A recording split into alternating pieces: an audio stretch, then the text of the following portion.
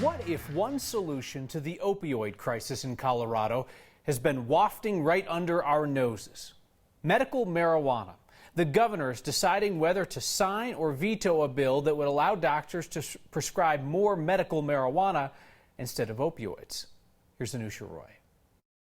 These creams and pain creams. There's a reason Jared Penman is behind the counter of his medical marijuana dispensary. I feel like medical marijuana really saved me. Yes, it was a business opportunity. The inside of your bones fall out into your joints, and it causes severe pain, and the only thing the doctors really had to give me was opioids. But he also remembers being on the other side when he realized he was an addict. Using the medical marijuana definitely helped with the withdrawal symptoms as well as being able to manage the pain going forward. 7 years later, he says he has not touched another pill and is applauding Senate Bill 13 that Democratic Representative Edie Hooten helped sponsor. It would allow doctors to recommend medical marijuana in a lot of the same situations they would prescribe opioids to potentially avoid them altogether.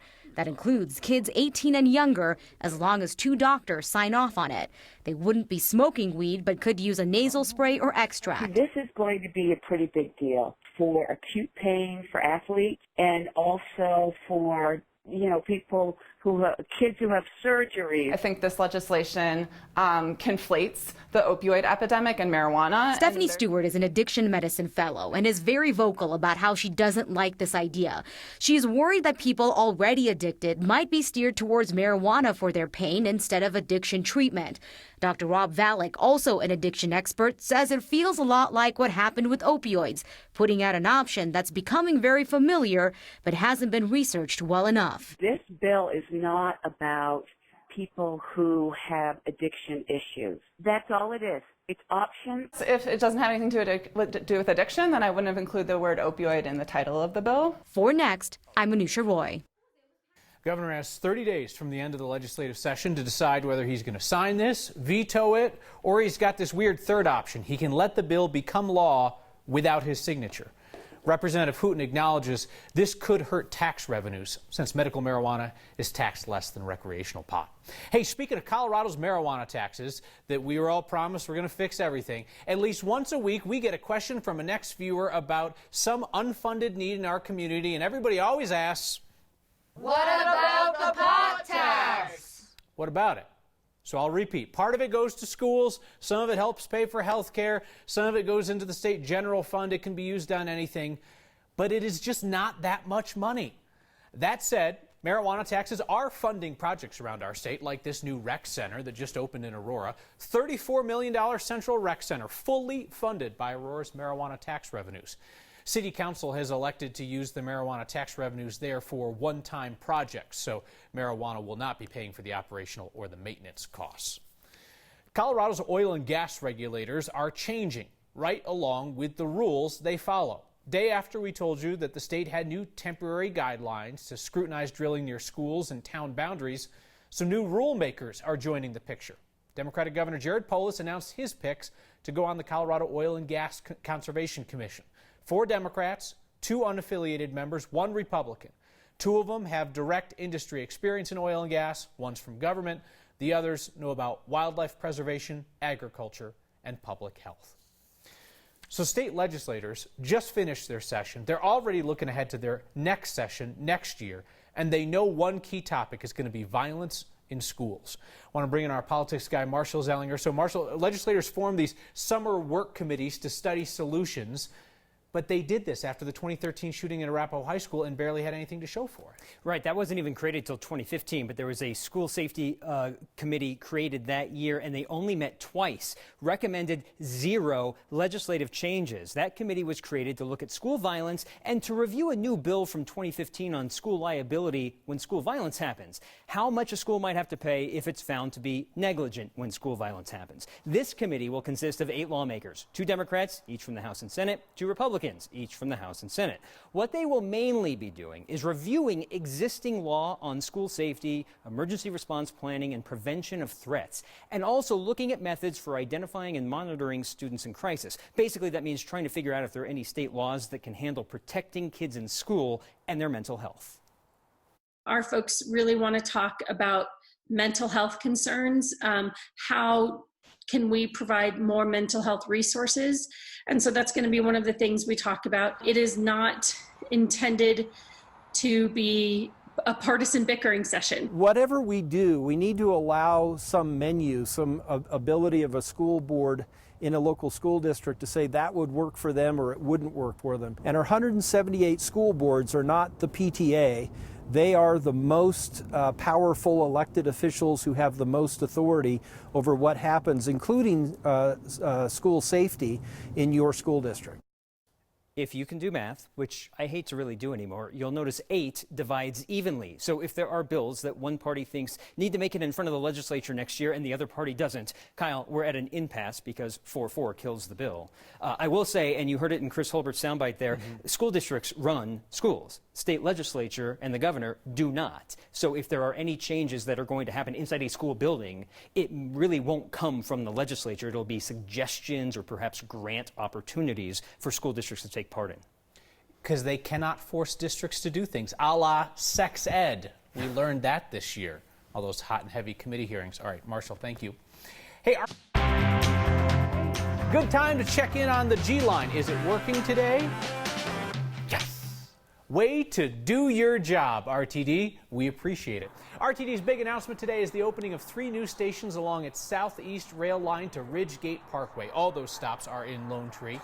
One of them is in an area that is yet to be developed. RTD is going to offer free fares on all its rail lines tomorrow to celebrate the opening of the new stations. How weird would it be if you just took the train down to the spot that hasn't been developed? You could just walk around all by your lonesome like you're in the Old West, but with a train. It estimates 4,000 people will be using the Southeast line by next year. All this attention on the G in the Southeast, I don't want our old friend the A-line to feel neglected. Yes, we'll check on you too, and yes, you're running smoothly as well. What a day for RTD. We've had a few viewers ask about the Denver mayoral runoff election ballots. City elections workers will mail them out on Monday. That is also when ballot drop boxes open. So if you're real decisive, just bing, bang, boom, drop it same day. Voting centers, if you want to vote in person, open on May 28th. All ballots must be back by 7 p.m. on June 4th. That's technically Election Day.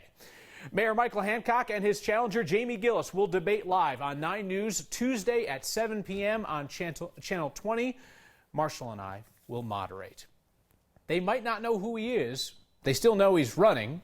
Colorado's Democratic Senator Michael Bennet has that going for him in his presidential bid.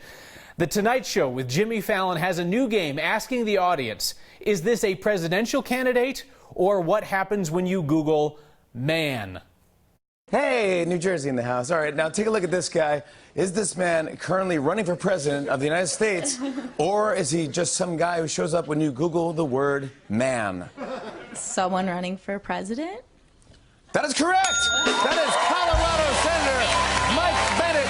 Congrats! Just won a can of corned beef hash. This last round, is this guy currently running for president, or is he just what comes up when you type man into Google? Running for president? That is correct. It is actually... That is actually the same exact candidate we showed in the first round. Oh, that's great. There are 23 Democratic candidates running for president. A bunch of white dudes, including Senator Bennett and Colorado's former governor, John Hickenlooper. He wanted to be a citizen so he could vote. Most people can barely be bothered to do what this Vietnam veteran has on his bucket list. I said, how does it feel to be a citizen? He said, well, I haven't voted yet. The driver had a parking permit. I just took it off and stuck it on the door, so it's easy to see. But it didn't cover all the lines he crossed at a high school today. And an update on the baby mama drama. Your source for bird news, Nest. News is all about the drama, and then we just leave town when things take a turn for the better. Take the Osprey nest in Boulder County. We were all up in their biz when the couple had to fight off a new man trying to get into the nest. So we should also return to tell you that they are now happily raising 2 chicks. Not sure what happened to that third wheel. Maybe he found love elsewhere.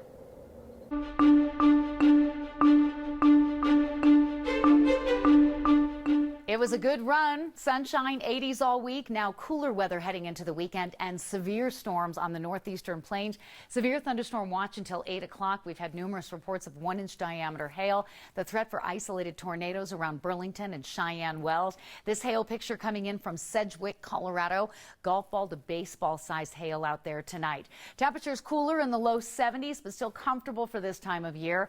Broad center of circulation off to the west will continue to bring moisture into the area.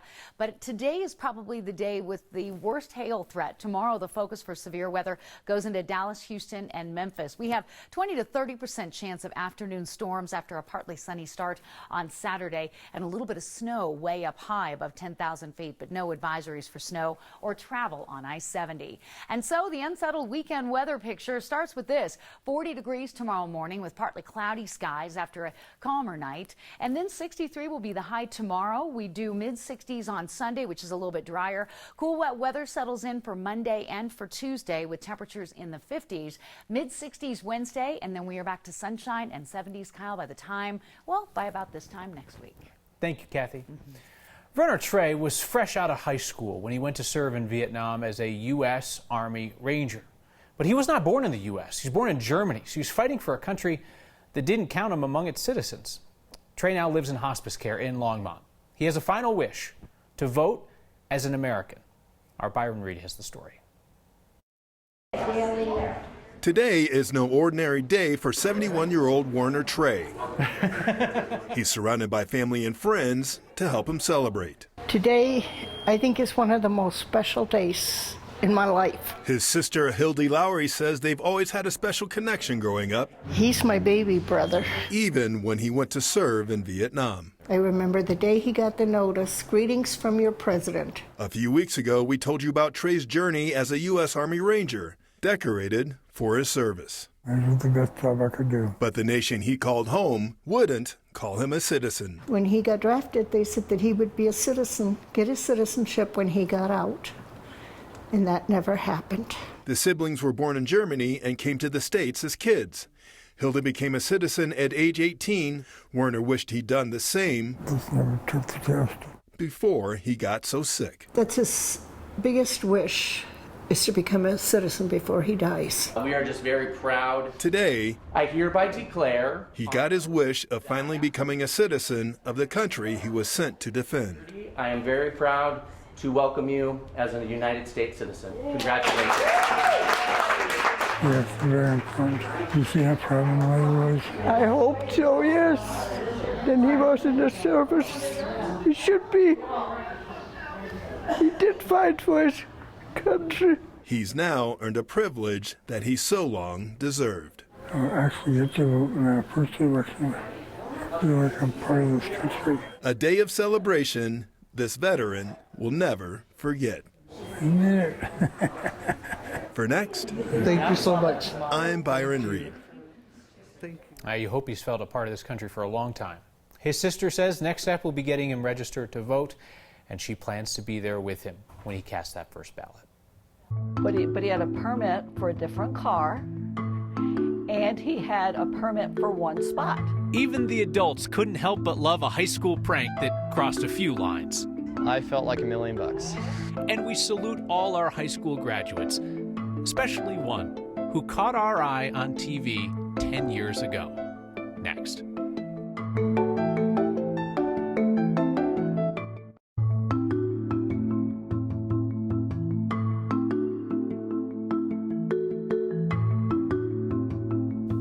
Closer than it looks in that shot. It's like right there. Big week for graduating high schools around Colorado because it's senior prank week. Our Chris Hansen took his camera to Broomfield where he found a prank crossing a line or two or three. Do you want to sign my yearbook, Miss Ramsey? Last day for Broomfield High School. Hopefully there's enough room for you. Class of 2019. I'm only missing Mr. Romero. Jason File is hoping it's been real, man. It will last. I'm just running around getting my yearbook signed by everyone. This is his senior year. I want to look at it later on and be like, yeah, I remember this, what they wrote down, or I just remember this person. Something to bring back a memory of his last day. Thanks, Adam. It's been fun. Take care next year. He made sure it was memorable. I want to be unique. Just something that no one else is like. His principal, Ginger Ramsey, Graduation is tomorrow. knows she has good kids. Do you want to sign my yearbook? What she didn't know, I was walking in this morning with a colleague who said, we haven't had a senior prank. And I joked with her saying, please don't say that because that means we will have one.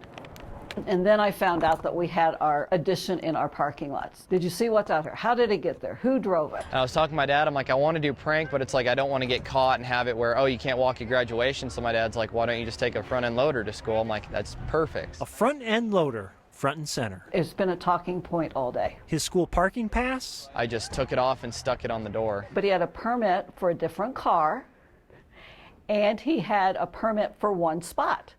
This took up 4 spots. So we gave him 3 parking tickets. this prank, It was unique. just like Jason. We were able to have fun and laugh at rehearsal, saying, Jason, that was the most unique prank. Do a 1, 2, 3 so I know and smile. Yeah. Now here's a photo worthy of his yearbook. It's been a great day. For next, I'm Chris Hansen. Thank you. Sweet.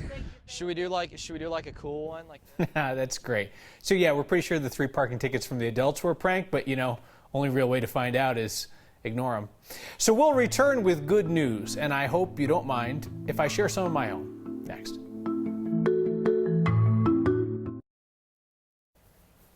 Denver, we need you all to play nice on trails and in parks here for a little bit. The city's going to allow electric bikes and scooters in there on a 6-month trial basis. Want to see if they can get along with the pedestrians. You're asked to call 311 if you run into trouble or if trouble runs into you. A steady stream of graduates crossed stages across Colorado this weekend as they transition from high school to whatever lies ahead. Many have overcome barriers. Not all of those featured on the news. Kaylee Connor graduates from Chatfield Senior High this week, off to play volleyball at Doane University in Nebraska. I'm excited for her, and I only met her once. We only met her once. West Metro Fire. We have an injured student. I told the nurse that I couldn't sit up straight, I couldn't move my left arm up or my left leg up, and I couldn't really talk. So it was like somebody mumbling. There are some words that just don't go together. And how old is the patient? Words like stroke and 7. It's been pretty scary for me. A decade ago, Kaylee was the Ute Meadows elementary schooler who taught us that strokes can happen at any age. The